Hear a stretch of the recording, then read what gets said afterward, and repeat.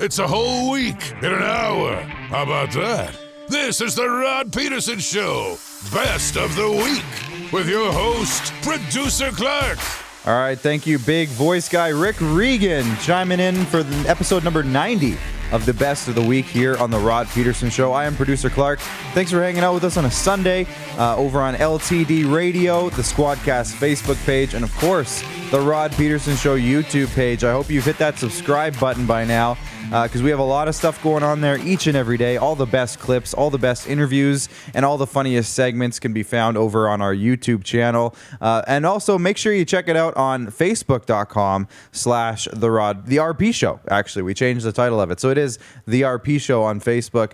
You can check us out there as well for all of our live shows and on our friends over at Game Plus Television. We had a great week this week. A lot of big name guests, a lot of big news, especially in the NHL this week. It seemed like they wanted to steal all the headlines, but also the CFL. The CFL had a draft. There's a lot of stuff going on with the NFL draft still. So it was a big week, and we're going to kick it off on this episode right back to Monday's show for two of our guests. And we had NHL insider from TSN, Darren Dreger, joined us. He broke down a lot of stuff. There's a lot of stuff going on right now, not just in the playoff race, but outside of the league with the new Seattle Kraken franchise who just finished their payments. So they're officially a part of the league. Patrick Waugh is in the news. Apparently he wants to get back into coaching. What's that about? And did the Seattle Kraken, speaking of them, did they wreck the NHL trade deadline, so to speak? So Darren talks about that. Plus, the Winnipeg Jets are on a slide right now heading into the playoffs.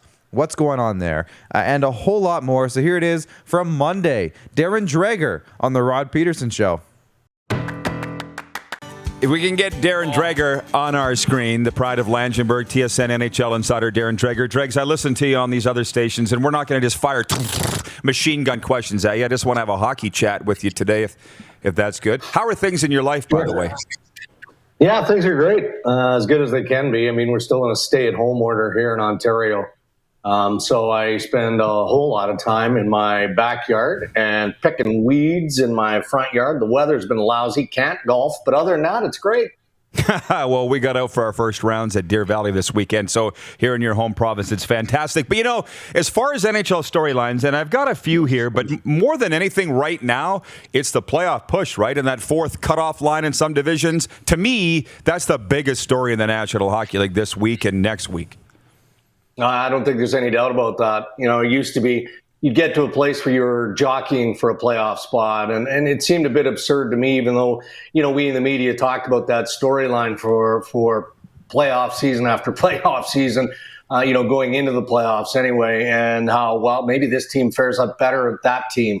And then you talk about load management, sitting guys and all of that. But the intensity in all of the divisions, certainly in the North Division here in Canada, has been playoff-like, I would say, for, at least a month, maybe the last 6 weeks. And it's certainly been intriguing. You know, I picked the Winnipeg Jets as an example to contend with the Toronto Maple Leafs for top spot in the division in the second half of the season. And they've gone through, you know, a real tough stretch here, having lost 6 in a row.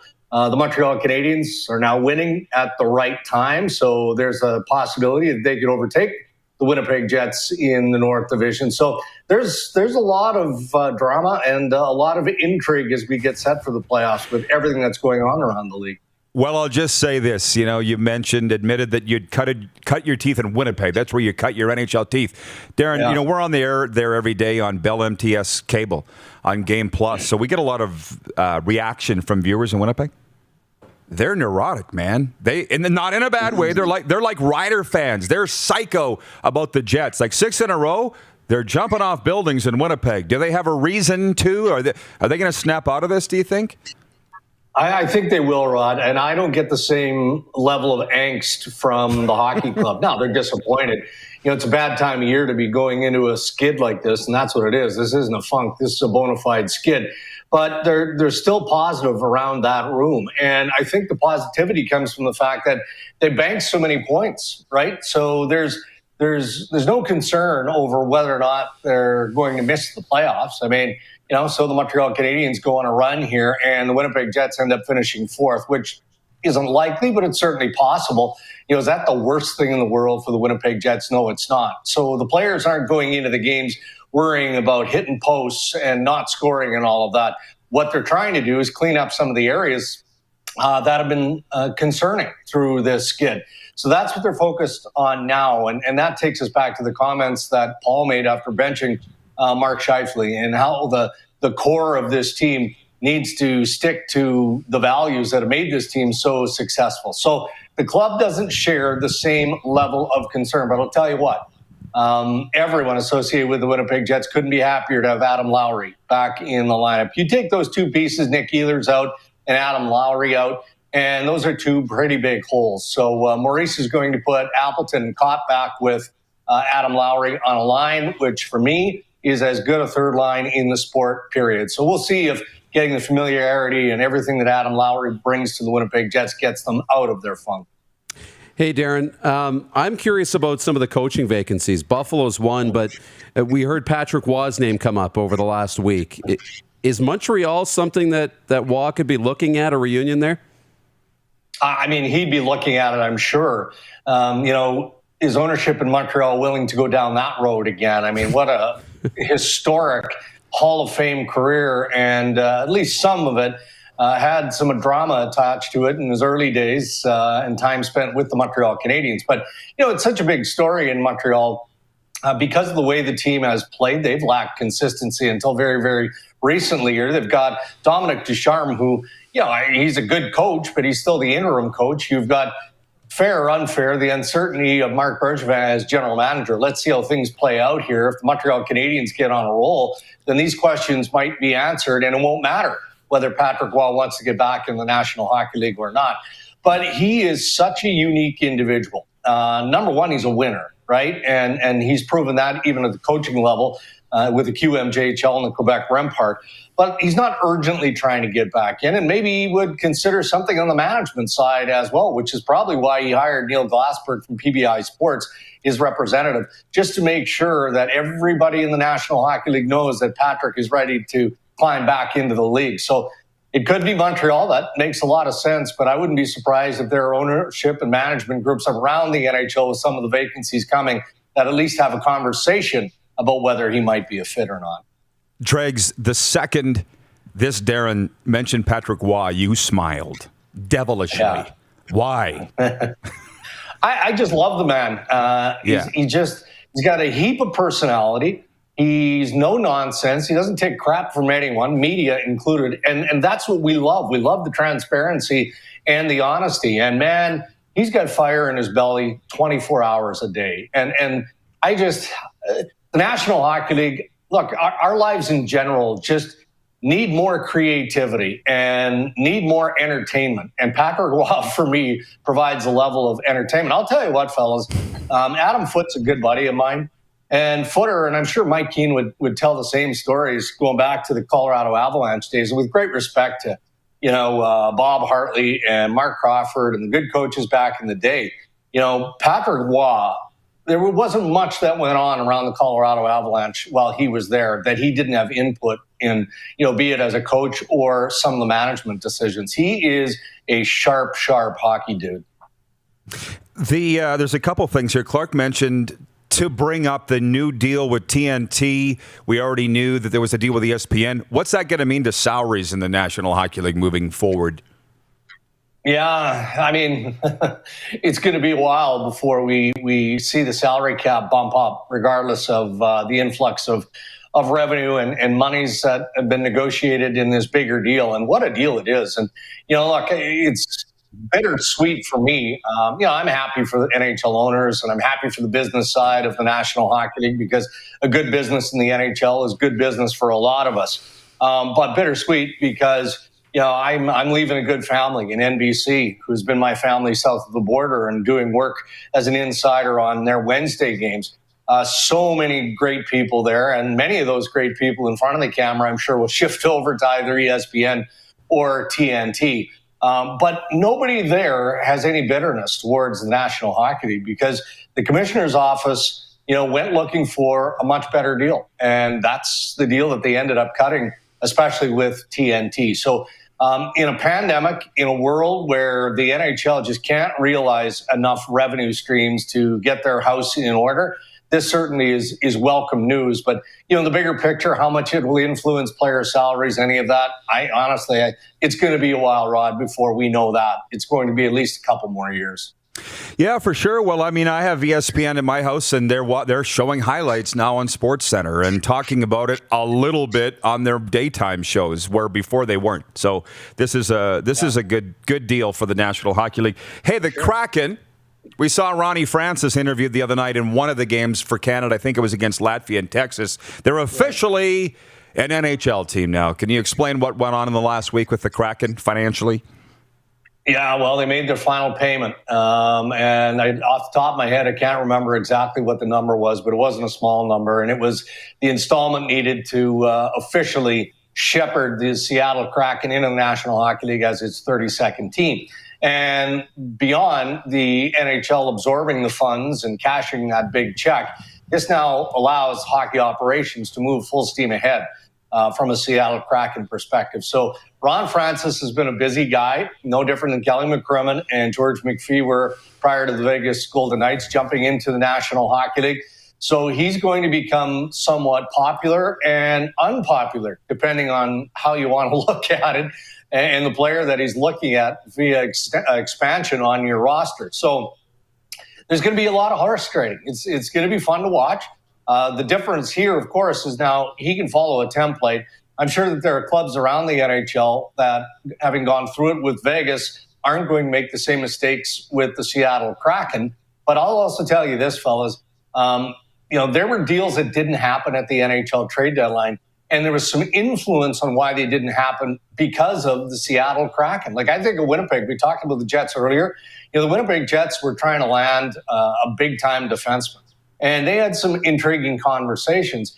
But there would be clubs who would want a player off their roster. Well, that player maybe has been targeted for expansion exposure, and if you move a player like that in a trade, then you're going to have to expose somebody else, and maybe you don't want to lose that player. So all of a sudden, a 3-for-1 type of transaction becomes a 4 or a 5-for-1 trade scenario from Winnipeg's standpoint. So Ron Francis and the Seattle Kraken have had their fingerprints over a lot of hockey decisions over the past few months.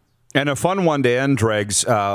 I don't think anybody's going to match Vegas's imprint as an expansion team, thanks to your Brandon boys. But I think Seattle's going to be an amazing hockey market. And let me ask you, when you went down there to call games with the Wheaties, were you in the Rock and Roll Arena or were you in the Key Arena? I was fortunate to be in both. What's been your Seattle hockey experience?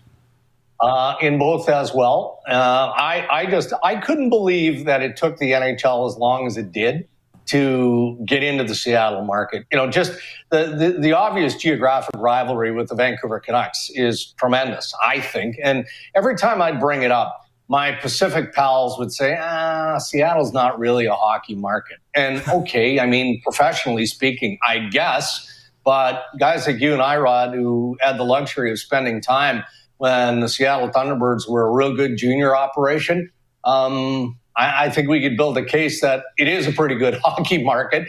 And based on how quickly they sold season tickets for the Seattle Kraken, that's proving that it is an excellent hockey market. So I'm looking forward to it. I love the logo. I don't get caught up in those sorts of things very often. But it's just kind of cool, right? Again, it's creative. It's outside the box. And I can't wait to see how good the Seattle Kraken are right out of the gate again, living recent past of the Vegas Golden Knights. Well, you go down into the market like that, and you know what it's like when you're on a road trip. You're talking to, servers, wait staff, cab drivers, and they watched Hockey Night in Canada. CBC goes into Seattle like they know the game, and you're way further ahead there than an Atlanta or a Miami. You know what I mean? If they know the game. No question. No question. All right, Dregs, we'll let you go. I know you're a busy guy. We'll pick it up from there. Appreciate the time as always. All right, guys. Be well. Thanks for having me. The great TSN NHL insider Darren Dreger joining us from Toronto. Time to recap the week that was on the Rod Pedersen Show. The best interviews, the funniest clips. This is the Best of the Week show with your host, Producer Clark. All right, as Rick Regan said, we are here for the best of the week. Thank you for checking in on all of our platforms, and make sure you check out at Team RP Show as well on Twitter if you haven't already. It's our behind-the-scenes account, and it's where all of the Squadcast content lives, so make sure you check that out as well. We're heading back into Monday's show now for our second clip here of the day. We're heading into our interview with Jeff Reinebold, and Jeff Reinebold, of course, is a CFL coach, but he's also an NFL analyst for Sky Sports over in good old Jolly London, and he joined us to break down the NFL draft. He did a great job. It's one of the best draft breakdowns that I've heard, and so we talked about that a little bit. We talked about a bit of the CFL news that's going on, and just a whole lot more. Had a ton of fun with Jeff Reinebold on Monday on the Rod Pedersen Show. We've brought him on for an NFL recap, draft week recap. However, Jeff Reinbold joins us, the Ticats special teams coordinator, Sky Sports NFL coordinator. Coach Reinbold, how are you doing today, sir?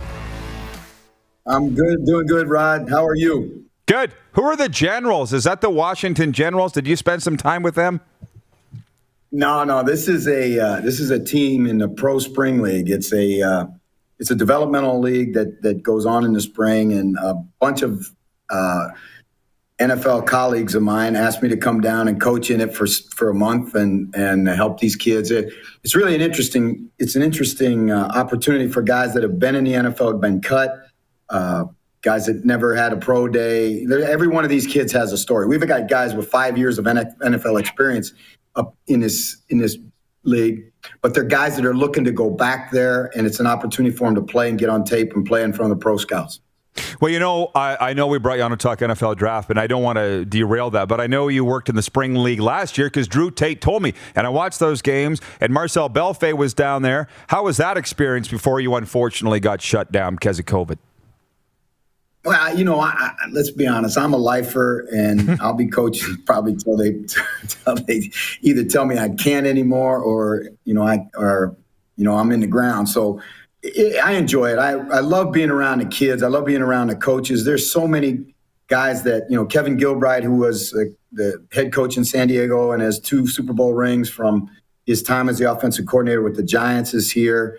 Larry Kirksey, who coached in the NFL, is here. Bart Andrews, who coached in the NFL on the Titans Super Bowl team. There's just a ton of guys here that I know and respect, and it's kind of like I guess it's kind of like NFL coaches convention for old guys, but it's a lot of fun. Well, listen, I got invited, I don't know if you saw this, on the Zoom call with Coach Wiley last night. I don't know if you guys ever stopped in the same team, but I was the only media. Where did you coach with him? Bob and I I've known Bob since, when Bob was in college and I was just getting started in coaching. And then once upon a time, and it's a great story that'll be in my book when I write my book, I interviewed for a job with the Calgary Stampeders, and Bob was in the line of coaches that Larry Kuharich was interviewing at the convention in Spa on the exercise bike. So again, I won't go any much further than that, except that I will tell you that the interview concluded in the sauna. So I'm just going to leave it at that. Well, listen, hey, you'll get this, though. I'm the only media guy on this coach's call last night, and for 10 minutes they're going, who was the God combo in Winnipeg in 07? And I'm like this, whew. But then they got around to some really interesting stuff, and it was an honor to be part of it, but football, guys. But anyways, let's talk NFL draft, man. Who won it? Hey, first of all, let's talk about those Titans, because your man over there is a Titans fan. All right. Let's go. What's your breakdown? I want to hear your breakdown. I mean, the fan in me is disappointed we didn't really draft anybody, I don't want to say sexy, tight end, pass catcher. We got one in the 4th round, but it's not often that late guys like that turn into impactful players right away. I like the pick of the corner in round 1. If they think his back's okay, I think his back's okay. He's really fast. I like that pick. But the lack of filling that spot at tight end left by Jonnu Smith and Corey Davis is, the number 2 wideout. That's a little bit of a concern. You know what? When you look at the draft and you think about, we had tight end class was really interesting because you had such a high end player in Pitts from Florida. And then after that, it was a serious drop before you got to any kind of athletic tight ends. So I understand why they wouldn't go tight end because you'd have to really overdraft a guy. But you look at the guys that they got, right? And this is what's so important about everybody to understand about the draft. When you miss on a first rounder, it sets your organization back years. So last year they draft Isaiah Wilson out of Georgia, and he's going to be the tackle of the future, to pair with Taylor Lewan. And then he plays 4 plays his entire rookie season, and it is such a mess that they have to cut him, so they get no value for their first round pick. Now they have to go back in and they draft Dylan Radness from North Dakota State, which is a good pick and a safe pick and a solid pick, but that certainly wasn't the way they planned on going with the draft. And so now they have to take an offensive tackle to fill a hole that happened last year because they missed on a kid's character, and you have a poor tight end draft. You see how the thing just kind of, like a domino effect. But I'll tell you what, Elijah Molden, that is a honey badger type player. I'm not saying he's the honey badger, but he's a honey badger type player. You're going to like that kid. Wow. Well, hey, when you say whiffing on your first round pick, I think of Oakland Raiders, Jamarcus Russell. What about Trey Lance at number 3? He seems to me far from a sure thing for the 49ers. Were you caught off guard or surprised at all when they took him? Well, Rod, this is what made this draft so unique and so tough. You've got so many uncertainties, right? First of all, the scouts haven't been able to be on the road like they normally would. We had so many players opt out. This kid played 1 game last year. They basically put on a showcase game so he could play, and he didn't play all that well in that game. So you're talking about a guy with a very, very limited body of work at a low-level program. Now, again, let's be honest, North Dakota State's a good football program, but the corners and linebackers and the people he faces are not the ones you're seeing in the SEC or the Pac-12 or the Big Ten. So you have to factor that in. The kid is an athlete. He's got great big arm. He's got good feet. He's intelligent. He got all the right qualities. But the step he's going to have to make from North Dakota State to the National Football League is a huge step. Right. And I think people have got to be patient with him, and they've got to give him time to develop because he has the physical tools. But again, I talked to Trent Dilfer one time, and we were talking about going from a place like Fresno to be the franchise quarterback of the Tampa Bay Bucks, which is what he was anointed to be. And he said, Jeff, you can't understand, and neither can anybody that hasn't gone through it, the enormity of playing quarterback in the National Football League, of being the face of the franchise, the amount of work that goes into it, the amount of information you got to process, the pressure on you on a daily basis, and the expectations and all of it. So, again, I really, really think it's important that we exercise caution, when we start anointing these guys as being the next guy. Now, that's what they're drafted to become. And in this day and age in pro football, the developmental time that you have is very, very short window because they want results now, and it's a now business. And that's so, again, I was a little bit surprised with that pick.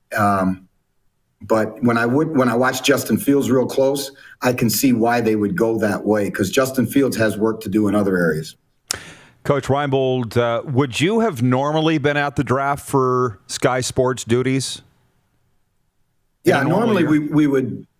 Yeah, normally we have we have a presence at the draft, and I really enjoy it because it's the culmination of all these teams' work for years, really, with the high draft pick guys. Like the first round guys, they've been trailing and doing work on them for probably 2 years.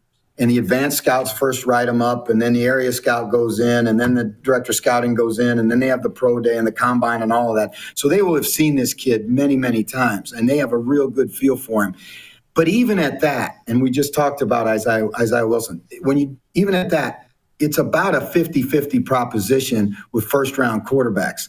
Because for every Josh Allen, there's a Josh Rosen, and that's just the way the draft is. So you got to be really careful when you start saying, okay, we found our guy. You found your guy when he goes on the field and produces. The reason I ask is I just wondered how in-depth you go with draft preview stuff, i.e. a mock draft, because Todd McShay last week, I'm laughing at him. He's got the Patriots taking Mac Jones at 15. I'm like, as if he's going to be. What happens? I'm like, how did he know? How did he know? And what do you think about that? It's interesting, Rod. Yeah. It's interesting because, we did something this year on my podcast that really was a lot of fun. We had fans from the 32 NFL teams pick first-round draft choice, right? And as it played out, the guy who picked for the Patriots took Mac Jones because Mac Jones in our mock draft, we called it the People's Draft. In our People's Draft, Mac Jones slid, and I thought that was what was going to happen. I was really surprised when all that speculation ran rampant that he was going to go to San Francisco because of the quarterbacks on the board. And obviously, he was accurate in his. He started 17 football games at Alabama. That's his body of work, right? And he's not a great athlete. And everybody projects they say, well, Tom Brady wasn't a great athlete either. And I've actually seen their two combine pictures where they're standing in their shorts, and they look like 50-year-old guys, right? But you got to remember, there's one Tom Brady, right? So to say he's the next Tom Brady, you got to be really cautious because there's been a lot of guys that got drafted that they said was going to be the next one, and they're not playing anymore. Well, quarterbacking Alabama, you got a pretty good defense to go with you there. I was looking at Mac Jones, and I'm like, this suit, can we put him in a nice fitting suit at least? You get clothes, Jeff. You're a clothes horse. You understand it. But listen, let's wind this up with all that matters. All right. America's team, the Dallas Cowboys. And we had a great chat with your guy Baldy here the last time he was on, Cowboys alum. Yeah. 6 defensive players, and they picked 11 in all, I believe. How did you feel about the way America's team walked away from the table? Well, when you factor the Dak factor into it, right, that he's going to be back, and it appears he's going to be healthy, came off that injury, which was a bad injury, very well. The whole thing with Dallas is, can they get the defense fixed, right? Now, initially, they were going to go corner with that first pick, and then J.C. Horn, whose father Joe played in the CFL, went out of Carolina, went to Carolina, and Surtain, the quarterback out of Alabama, was off the board. They had to go linebacker, and they took the best defensive player on the board at that time, which – you look at Jalen Smith, he did not play that well last year. Leighton Vander Esch may not get his 5th-year tender picked up because he's had so much trouble with his neck. They almost had to go linebacker when the two top corners went off the board, and they stayed on defense through the draft. If Dan Quinn can get the defense fixed in Dallas, Dallas is going to score points. So, again, I understand totally why the Cowboys would go that direction. I got to say this, though, and now my mind's triggering. I got a million questions for you. There's some character issues with some of their picks, Jeff. And I don't know where you stand on this. They say you don't win without character people. Dallas, we got Michael Gregory playing all right at the end. It paid off waiting for him. We don't know what's going on in the locker room. Where are you on that? Well, I think every organization has its own philosophy, Rod, and certainly the Cowboys, and you look at their history, Jerry has been, and we'll go back to when he first bought the club, Jerry has been a guy that was willing to take a flyer on a kid or take a risk on a kid if he felt the athleticism and the playing ability offset the risk of, the character issue, right? And so every organization has different feeling about that. New England is almost 100% the opposite way, right? They have the highest percentage of college graduates on their team. They have for the whole time, Belichick's been there, because the ability to process information and play multiple positions and all that stuff is really important to them. To the Cowboys, they want athletes.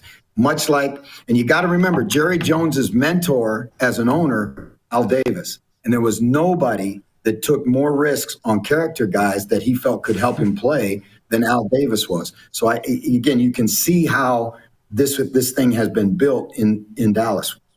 Yeah, and 3 Super Bowls off the hip hop, and trust me, I've been following it very closely. And lastly, Jeff, we're loving your social media, your Instagram. Life looks great on the, is it the big, I've never been to Hawaii, right? I've been invited a million times. I got to get over there. How's life over there? It's fantastic. I live on the Big Island of Hawaii, and Rod, I kind of pinch myself every day and say, boy, how did you fall into this one? But I feel very, very fortunate and blessed. Good for you. Well, you deserve it. Coach, I appreciate the visit. Let's do it again soon and hope to see you soon back here in the Great White North. Let's do it. Awesome. Appreciate it. Jeff Reinebold, Hamilton Tiger Cats special teams coordinator and NFL analyst for Sky Sports. Got a lot out of that, eh, Moose? I appreciate the homework he did on the Titans. He was ready for that. Oh, yeah. And I appreciate it. You almost ran out of the room to take a call. I'm like, no. You got to stay here for this. Oh, yeah. I'm excited. And it was worth it. Yeah. It's a whole week in an hour. How about that? This is the Rod Pedersen Show. Best of the week. With your host, Producer Clark. All right, welcome back. We're heading into the second half of our episode now, and Thursday is where we're heading in terms of our clips. And normally on the Best of the Week, if you're an avid viewer of this program, as Rod says, we usually play interviews, some of our best interviews of the week, best guests, etc. But on Thursday, a big thing happened, and we had to talk about it. And the warm-up kind of captured it perfectly, and it was just a great segment overall. And what happened was on Wednesday, a lot of you know, the news came down that Tom Wilson was not being suspended from the Washington Capitals, and they were playing the New York Rangers the night before, and they played the New York Rangers again, and there was a massive brawl, and the Rangers fired their general manager and president. And just so much stuff happened in a 24 to 48 hour time span. And Rod and Darren broke it all down in the warm-up, trying to figure all of it out, because there was a lot of stuff happening. And plus, the CFL draft had happened, and the ratings had come out, and the ratings had dropped 20% according to the reports that we saw. So they talked about all of that and the CFL news and a whole lot more, and I just thought it was too good of a segment not to include in the Best of the Week. So here it is, Thursday's warm-up segment on the Rod Pedersen Show, Best of the Week. Tom Wilson, he slammed Artemi Panarin's head into the ice with no helmet on. He could have killed him. And I actually went to Twitter and said I don't have any issue with what the Rangers said.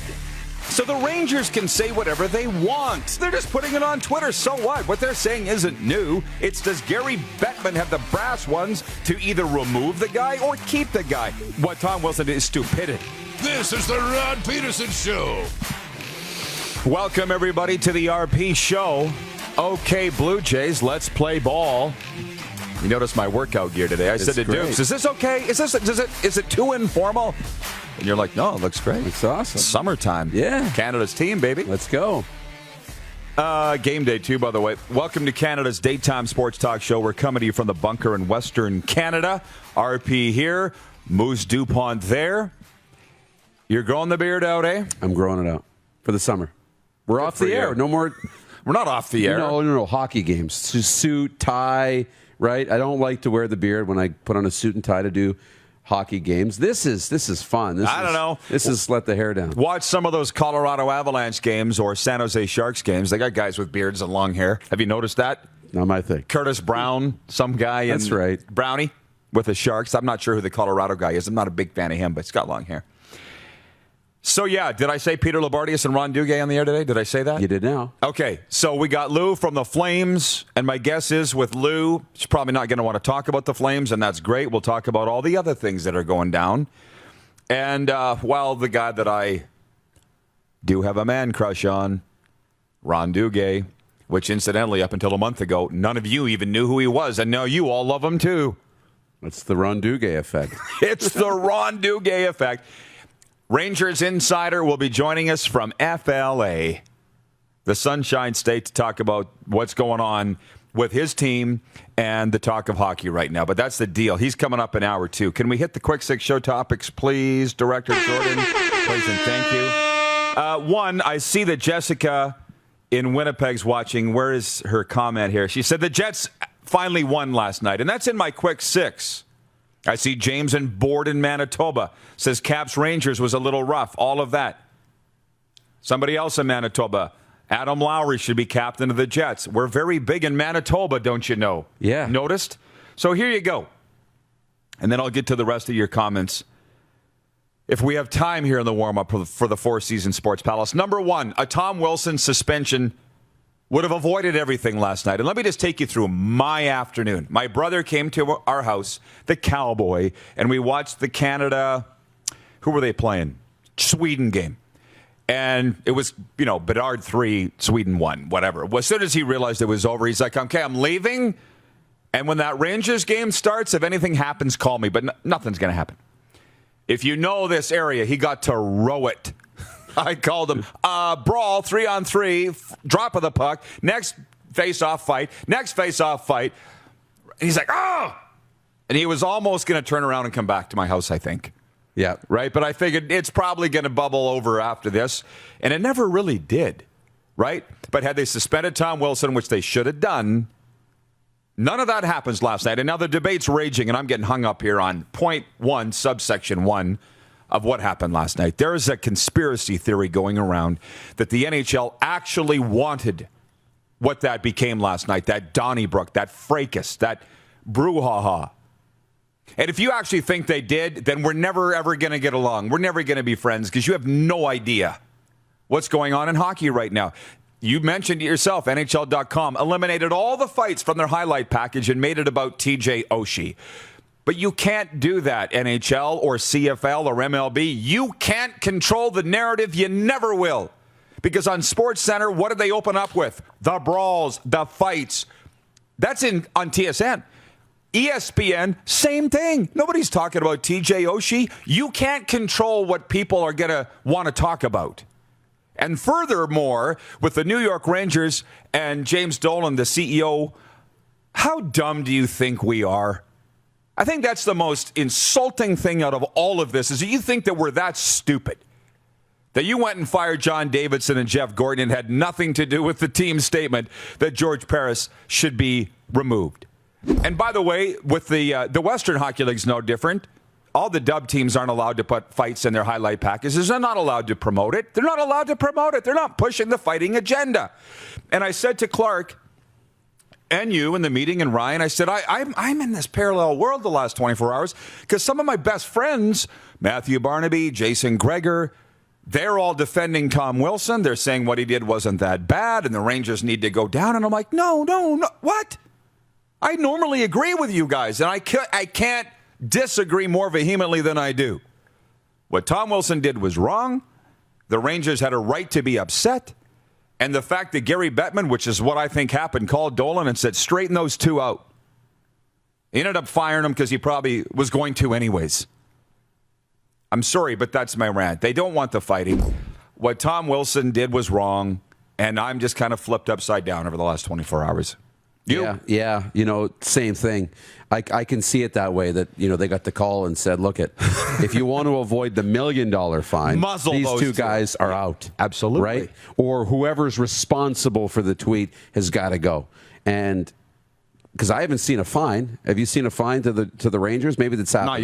Not yet, but it's coming, and yeah, I don't think that we need to promote fighting in the game. I don't think that fighting needs to be a big part of the game. But what we saw last night, that's the spirit of why it's in the game, and I am okay with that, right? It used to be, when I was growing up, every team had a big tough guy. And sorry. Yeah. Did it come? The New York Rangers have been fined $250,000. Woohoo! For a tweet! For a tweet. How about that? Whoa. Okay. That just happened. Okay. Speak and be heard. You knew it was going to be You stiff. spoke it into existence. Yeah. Anyways, this is all so weird to me. And by the way, since I'm struggling to put it into words on live television right now, go to rodpedersen.com. It's my commentary today. It's all there in written words. I feel the NHL has lost its way. George Paris screwed up by only giving Tom Wilson a fine. He should have been suspended. Ovechkin got a $5,000 fine for spearing Frederick in the nuts with the Bruins. That's nothing. That's fine. That's $5,000. Sure. Yeah. to slam a guy's head into the ice, and don't say that it was wrestling. It was a deliberate move. He could have killed him. $5,000 fine. You screwed up, NHL, and the Rangers should be allowed to say that you did. But no, a couple good guys are going down to cover up for the NHL's screw-ups. That is scary as hell to me. So we're going to move on. Boy, that was a lot on, again, point 1, subsection 1, clause A. What else did I have here? The Winnipeg Jets, they needed a slump buster, and it just happened to be the Calgary Flames. This is not to sit and laugh at the Calgary Flames. They've been relegated to slump buster status. They're going to miss the playoffs. If Montreal wins tonight, they clinch. The Flames are out. It's just the inevitable. And now for Winnipeg, who do you want to play in round 1 of the playoffs? What's the better matchup for the Winnipeg Jets? Is it the Leafs or is it the Oilers? That is the poll question today for Capital Auto Mall Universal Collision Center. And I believe the last that I looked on Twitter, the Leafs were leading, and they are on Facebook, I see, Dupes, but by a narrow margin. They've had a little more success against Toronto than they have against Edmonton. They just don't have an answer for Connor McDavid. Exactly. So I think you're scared of that, right? You're scared of Connor McDavid, and so you pick the Leafs. I don't know who I'd rather play. I'd probably take the Oilers if I'm the Jets, but, man, Adam Lowry looked good. Blake Wheeler looked good. I mean, they both had a couple of goals. And Calgary didn't look so bad. I mean, they had 32 shots on net. They played really well, but Winnipeg took advantage of their chances, and Connor Hellebuck was Connor Hellebuck. He was awesome last night. Awesome. By the way, Getz, our good buddy Ryan Getzlaf, hit his 1100th game with the Ducks last night, and also Marc-Andre Fleury, the Flower, who plays for Canada's team, the Vegas Golden Knights, notched another win last night, and he's now 201 wins behind Marty Brodeur for number 1 all overall. I don't think he's going to get it. Gary Bettman, and thank you, Nelson Hakowicz, our VP of Sim Events, for putting this in here. He says, we don't expect our clubs to agree with every decision by the Department of Player Safety. The public comments by the Rangers were personal in nature and demeaning of the league. So what? Look in the mirror. Paris screwed up. I believe you should be. That's what my brother said. We were talking on the couch last night. If the league or the ref screws up, you should be accepting of a little heat. Okay? So... again, he almost killed Artemi Panarin, but apparently that's okay. Where's the comment from Rodeo Roy Stasiuk, longtime hockey guy here, former scout for the Leafs. He's with Tri-City now. He says, right on, I really have an appreciation for Tom Wilson, but he clearly crossed the line. I believe the firing has more to do with Mark Messier waiting in the wings. How about that? But I think it's more about Chris Drury, myself, than anything. The firing, it appeared to be coming anyways. This was the tipping point. Well, further go to the CFL as I move on to point 2. Let's move on. Yeah. The Spring League kicks off tonight. I will be watching. I don't know if you will be watching or not. It's 5 p.m. Mountain. It is the Aviators versus the Alphas. And at 8 p.m. Mountain, it's the Linemen versus the Conquerors. That classic rivalry. Well, you laugh, but I watched last year. McLeod Bethel Thompson's in the league. Of course, what else did we say? Drew Tate. Drew Tate's coaching. Yep. So I'll be watching. I'm not a football snob. I have Fox Sports 1. I'll be watching. What the hell? My thinking, the first thing I thought when I saw that the Spring League was kicking off was the CFL should have played. And this is how this mirrored. They should have gone to America and played. They should have bitten the bullet. I'm surprised nobody's written anything and said, Rod, what do you think about the CFL's draft ratings being down 20%? What did you think was going to happen? They were going to go up? I'm surprised they're not down by more. And here's where the mirror of the CFL and the NHL. Dustin Nielsen came on here last fall, voice of the CFL on TSN, and said if we go 2 years without the CFL playing, it's embarrassing. Well, what happened? Somebody clearly called Dustin Nielsen, rapped his knuckles, because he came out and he kind of issued a statement and said, well, what I meant is we should all be embarrassed if we don't play for 2 straight years. Well, here we are. So instead of giving Dustin Nielsen hell, why don't you look in the mirror and fix your own problem and play? Because the Spring League's playing tonight. I'm not a football snob. I'm not one of those guys that says if the CFL goes to 4 downs, I'm out. There's reporters saying that. There's fans saying that. Here's what I'm saying. Bye-bye. See ya, wouldn't want to be ya. Because I'm watching Spring League tonight. CFL should be opening training camp next week, and they're not. Do you have a point on all of that? No, a football fan, be a football fan, right? Watch the games. And it's all that's on right now when it comes to football. So be into it, right? Be into it. And because we can find a rooting interest too, you mentioned McLeod Bethel Thompson, Drew Tate. There will be others that we will find and discover as we go to watch the coverage and enjoy the games. I think it's fun. If you can find a way to watch it, I think you'll enjoy it as long as you're a football fan. Simple. Some interesting comments coming in. Oh, the Broadway Hat Podcast. I see Kyle Hall's watching from New York right now. He says Bushnevich will be suspended for the rest of the season, too. Listen, to quote Chris Jones, don't get it twisted. I loved what happened at MSG last night. You saw Bushnevich with a flying cross-check to the head. Didn't show that in the highlights. Look, we used to call that Tuesday. It used to happen all the time. The NHL doesn't want this, and they caused this all on their own. So if you want to sit... Gino DePauli in Okotoks, Alberta, says that fine to the Rangers is complete BS. The sad thing is, in smaller leagues, whether it's major, junior, or junior A, speaking from experience, I'd be raked through the coals and fined. Where's the guy from Winnipeg? Something about you shouldn't be speaking out against your own league. When they deserve it, I think, well, I will never work for a league. There's no way, because I don't get their mindset. If you have egg on your face, you should expect to have that pointed out. They don't agree with that, right? They can't be criticized, and I have a problem with that, too. Yeah, but I don't think the Rangers are surprised. I think the amount, because we knew this happened before, and it was $100,000, right? Last time a team spoke out against the league. I think the Rangers sat there and said, yeah, we know the cost of this is $250,000. They didn't know it was that going to be that high, but we know it's going to be six figures. Send a tweet. They knew the dollar figure they were going to have to spend. They were writing the check before they press send on the tweet. So they knew the cost of admission, and they wanted to make sure that they said their piece. They weren't stupid. They're not stupid. I got a buddy, Lee Fitzpatrick. Fitzy. He's watching in St. John's, Newfoundland right now, and he was waiting for my rant. This whole opening is a rant.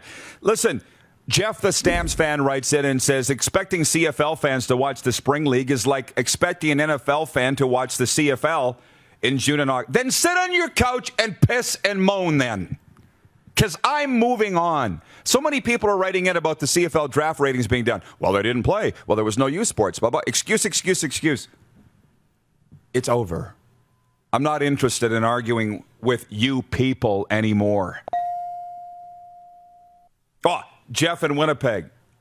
Jeff Kibilis. If gambling was involved, maybe the CFL draft numbers would be up. Maybe if my aunt had nuts, she'd be my uncle. They don't have it. When are you going to get real? I'm tired with the what ifs. I know. The other points. Point 3, Canada West has amended its sked. You saw that. Yep. And just about all sports. The football league's going to play 6 games this year. The hockey teams are going to play 20 games. I'll be talking with Mark McConkey later on today about that, the Rams coach, on our weekend show, which we taped today. Point 4, Canada beating Sweden 8-1 in a semifinal. Connor Bedard, 3 goals. What more is to be said about him? They play Russia tonight, 7 p.m. We'll be watching, right? Oh, hot. That shot that he has? Yeah. Unreal. The Aaron Rodgers saga is something in Green Bay. You see, they don't have the only quarterback they have is Jordan Love for the OTAs. They don't expect Aaron Rodgers to participate in the spring OTA. You know who's pumped? Who? Quarterback coach. He's throwing drills. He's throwing more balls. Oh, yeah. And point 6, and the Blue Jays win it. They won at Oakland, and they wrap up the series this afternoon. I think it's 1... I wrote it down here. 1:37 p.m. Mountain. So, Bob's your uncle. My afternoon's set. We got Lou next. He just logged in. All right, this has been the warm-up for the Four Seasons Sports Palace, and we'll be right back. You're watching the RP Show on Game Plus TV, YouTube, and Facebook Live, and 24-hour sports talk at rodpedersen.com. We've been there. It was good. We're going back. It's the Best of the Week show with producer Clark. All right, we're back. We're heading into our 4th and final clip of the day. Thank you for hanging out with us on all of our platforms, including LTD Radio. Living the dream. Love those guys. We're going into our 4th clip, as I mentioned. We're sticking with Thursday's show. Again, so much stuff was going on this week around Tom Wilson, the New York Rangers. And it just so happened that Wednesday, when all this stuff was going on, I had an open time slot on Thursday's show. And I said, you know what? Ron Duguay would be a perfect guest right now, and Rod was pumped about it. Rod loves Ron, as you know if you watch the show. So I texted Ron, and he immediately said, yup, send me the details. So we got Ron Duguay lined up for Thursday, and he has obviously a lot of inside connections to the New York Rangers specifically, and he has a lot of great things to say. So he broke a little news. Apparently, Mark Messier is pretty involved in this whole scenario. And we talked a lot about why did they fire the general manager and the president, what's wrong with the team, all that fun stuff, and got into a few fun stories as well. So here it is. NHL great Ron Duguay from Thursday on the Rod Pedersen Show. Ron Duguay, you know him, you love him, with the New York Rangers from 1977 to 83, and then again from 86 to 88. Played in the National Hockey League, 860 games. He's our Rangers insider and just one hell of a great guy, and he joins us today from the Sunshine State. There's nobody else. Can we get him on my screen? There's nobody else I'd rather talk to about what's gone on this week with the New York Rangers than the great Ron Duguay. Dukes, how are you, my friend? I'm like everyone else, waking up to what just happened the last 48 hours. I've been listening to you guys, and you guys sound angry. And I spent the morning, because I did my podcast up in the Blue Seats, New York Post. I talked to Larry Brooks, who broke the story, and I was able to ask him, give me some insight on what happened. Why did this happen? And why JD? JD, beloved New York Ranger all time. He goes back to 1973 when he was a player. Then he did radio. Really like guy. How do you just fire a guy like that? Someone had to be really angry. And so this has to be bigger than we know. There's things that we don't know. But from what I'm told, from what Larry's telling me, is that Jim Dolan, the owner, was not happy with the direction of the team. What does that mean? Well, those are answers I think you can guess at.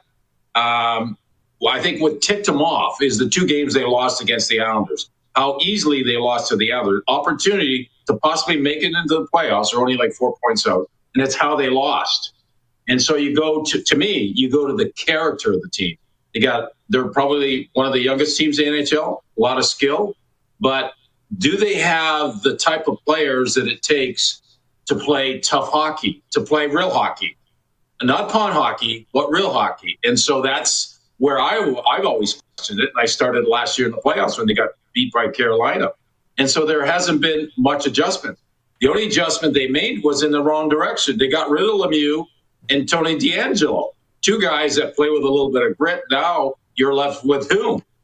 So I think all this was in question. And if Jim Dolan didn't like the results against the Islanders, then you see what happens to his franchise player, Panarin, in Washington. He gets dragged around like a rag doll in front of everyone to see there's no response. So that might have been the tipping point for him. So these are all questions still to be answered, but he basically saying, don't like the direction of where the team is going. And I felt the same way. I've been feeling it the same way. And so it's just unfortunate that JD's got to go, and then you got to look, is the coach safe? Because, was he just relying on what the manager was going to give him? Did he not have any input on the type of players he wanted? So these are all things that we're going to find out. There's only 2 games left. We're going to find out through the course of the offseason. Oh, man. You're just killing it here. And remind me, because now the flood of viewer comments are coming in. For instance, Joseph Jones says Ron Duguay invented the morning skate in the 70s. Hang on. We've got to come back on that. Can you imagine getting credit for that? But when you said the tipping point, I thought the statement was in your Twitter guy, you're saying it had nothing to do with that. Almost like Dolan wasn't aware there was a statement. It's because our team didn't stand up to this. Is that what you're saying? I can't give you a different answer. I'm reading between the lines, and I'm kind of seeing it the way I see it.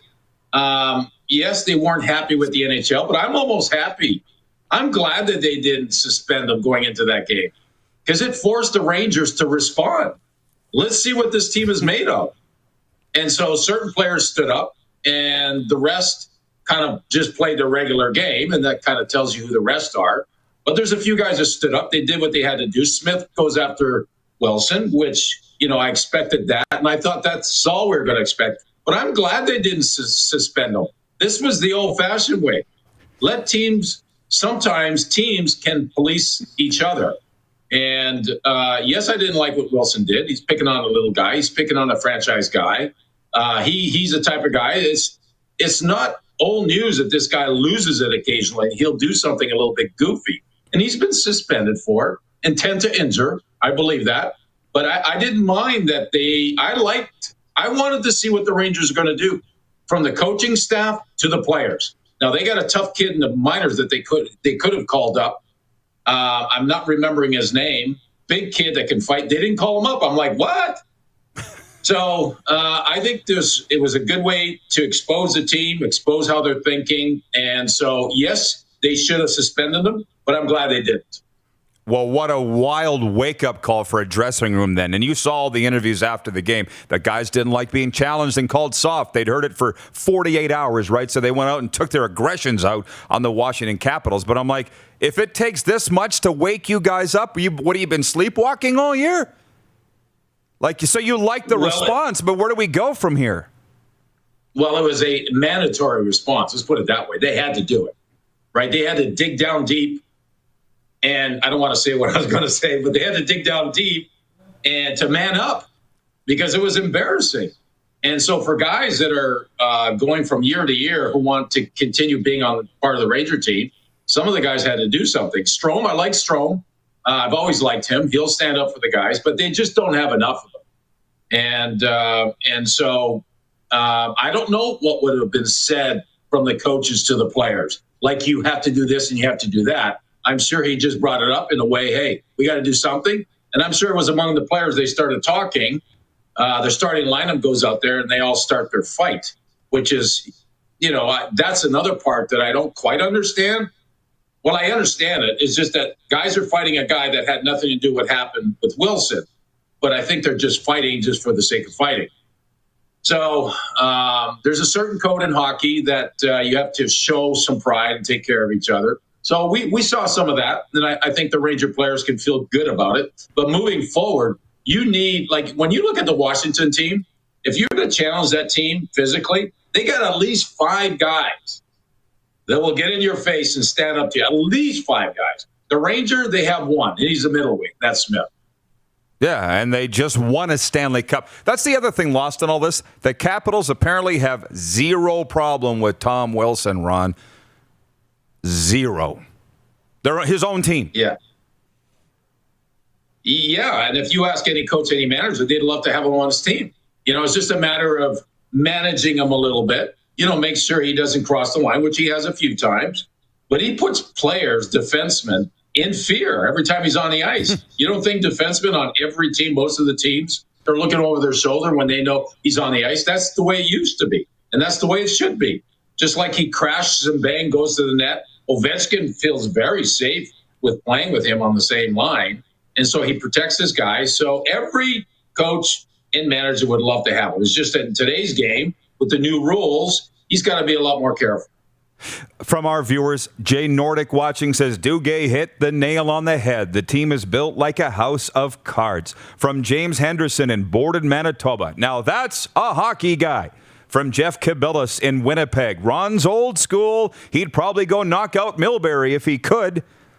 That's days gone by. Wayne in Victoria, BC. Ron Duguay is awesome. I now understand why the firings happened, but I still think the NHL has missed the boat on not suspending Tom Wilson. We're agreeing on that, Wayne, but as Ron's just said, he's glad that it didn't happen because we got to see what the Rangers are made of. But having said this, because I follow what you say about the Rangers, because I don't follow the Rangers as close. I go by what you say. So how did you feel when Chris Knobloch coached the team, who, by the way, is from here, Imperial, Saskatchewan? He did a great job, Ron. Where do the Rangers go from here this summer and in the years ahead? Well, I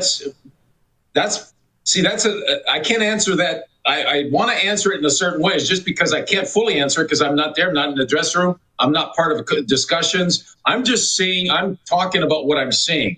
And here's a coach that successful coach comes out of college hockey. College hockey is a little above pond hockey. And yes, there's some hitting, but it's not like playing the NHL. So that's what he's been accustomed to doing. And I've seen this before. I had Herb Brooks. Herb Brooks shows up to New York, and all of a sudden he decides he wants to change the team. Smaller team, fast team, skilled team, but it still was a much weaker team, and he didn't see much success with that kind of player. And so with Coach Quinn, I don't know what he's going to think moving forward. I got to believe that this has to be a wake-up call for him.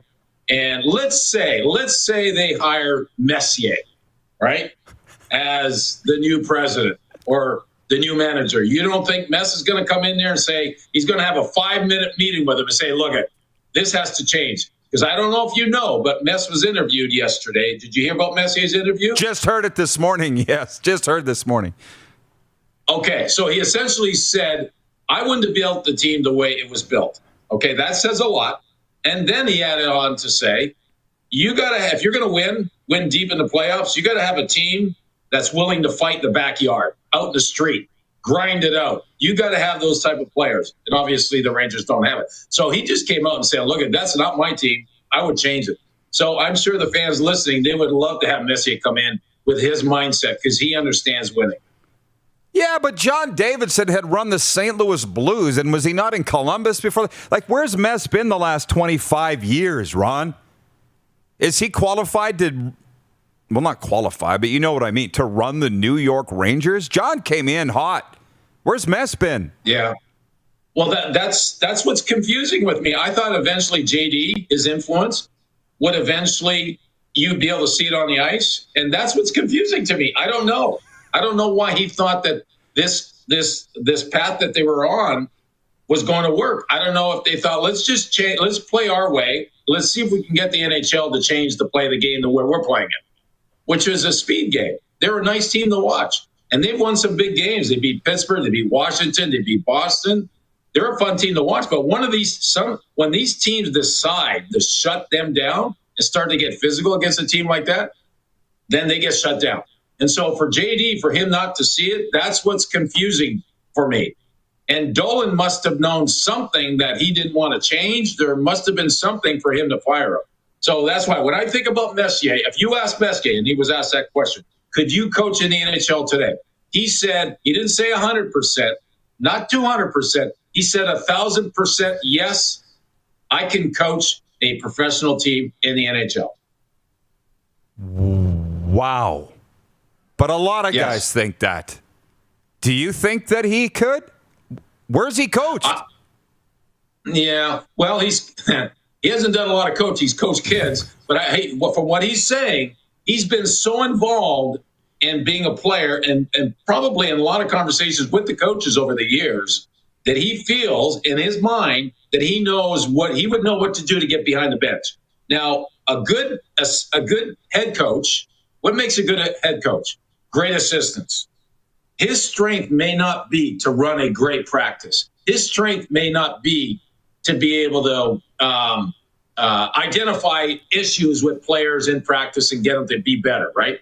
His main strength would be to be the head coach, be the leader, know the type of players that he wants, and know how to be a good game coach, which is knowing how to run the bench and having respect from the players.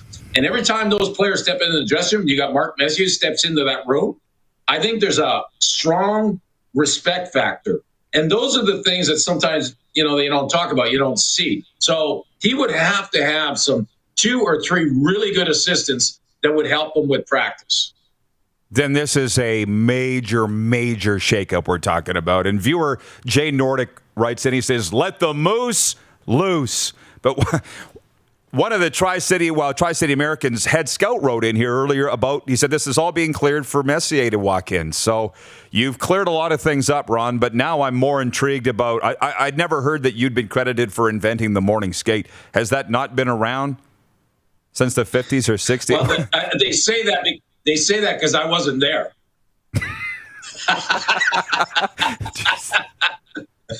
I was nowhere to be found. You made it the optional skate. Is that what we're saying? You made it the optional morning skate. It. Oh, yeah. Yeah. When they said optional, I accepted optional. I wouldn't show up. I was not a big believer in morning skates because if I was very happy in my bed, relaxed, I did not want to get up and go put my gear on, go to the rink. To me, that was just a loss of energy. I wanted to perform during the game. I wanted energy in my first shift and my last shift. Going to the rink, putting my gear, going for a skate, that was a loss of energy for me. I would never do it. I hated it. And, of course, I had guys like Phil Esposito, Rod Pedersen, Kenny Hodge, all these guys at the beginning that they didn't care for it either. So those were my role models. Oh, great role models to have, for sure. Which, by the way, I was reading yesterday in The Athletic. They said the firings yesterday were the second biggest gong show incident in Rangers history since Phil Esposito fired the coach on April Fool's Day, 1988. And I think you were there. Were you on that club when they... Yes. I'm sorry. We're so running out of time. But what's the Coles notes on that? I'm sorry, what was that? What was the Coles notes on them? On Espo firing the coach, was it Michel Bergeron? April 1st, 19... It was Bergeron, yes. What happened there? Yeah, you know what? I think I was traded away. If I remember correctly, I asked Espo to trade me to L.A. because I met a woman from L.A. and I thought that I may want to settle down there. So I went to Espo. I said, Espo, can you trade me to L.A.? And 2 weeks later, he traded me to L.A. Unbelievable. Continue. No, I'm serious. Now, the good news is I end up marrying her. Right. It worked. So, yeah. But, yeah, so I believe I had left already. Espo had fired Bergeron, but Espo is the type of guy that he's not going to wait. If he thinks there's a problem, he's going to do it right away. Gotcha. Our intern, Rachel, watching in Toronto, she says, I'm pretty sure Fred Shiro started the morning skate in the 70s. Yes, we've got to the bottom of that, though, Rachel. Ron invented the optional morning skate if Freddie the Fog Shiro invented the morning skate. Look, I don't want to say goodbye, but we do have to time-wise. Ron, I'll just say this. I chatted with Mike Blaisdell the other day. He said to say, hey, I'm not sure if you know his son, Harry, is a Winnipeg Jets prospect. I think he's signed. He's playing at UND. But he said to say, hey, and told me a few more stories and says he misses you. Okay. Well, hi back to Mike. Always good to be on your show. Listen, anytime you want to talk, I feel free. I got my new studio here, as you can tell behind me. I see that. Are you in Florida or are you in New York? What's your 20? Right now I'm in Florida, but I've been going back and forth from here to LA because my kids are there and grandkids. So I'm based out of Florida. I've been based out of Florida for the last 20 years. I just travel a lot. But wow. I built a little streaming studio here at my home. Well, I'll tell you what, it sounds like the life. You deserve it, man. Ron, thanks for this. Thanks for straightening everything out. And let's talk soon. Okay. Good talking with you always. Bye. The great Ron Duguay, man. We love him. And I'm so glad that I introduced him to you guys' world. You and me both, man. Yeah. You and me both. Okay.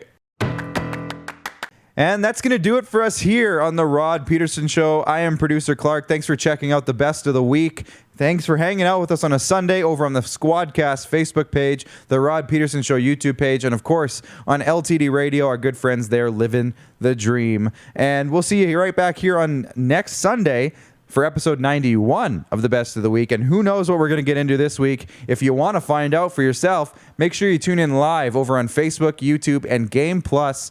Make sure you check your TV provider if you have Game Plus. If you don't, ask some questions or get a new TV provider is all I have to say about that. So again, thanks for hanging out. I'm producer Clark. Director Jordan's in the back cutting this thing. Yee. And we'll see you back here on Sunday. See you in the comments section. Hey, you! Have you subscribed to the Rod Pedersen Show YouTube channel yet? Head to youtube.com/The Rod Pedersen Show now. Click that subscribe button for all the content you may have missed. This is the Rod Pedersen Show, best of the week on LTD Radio.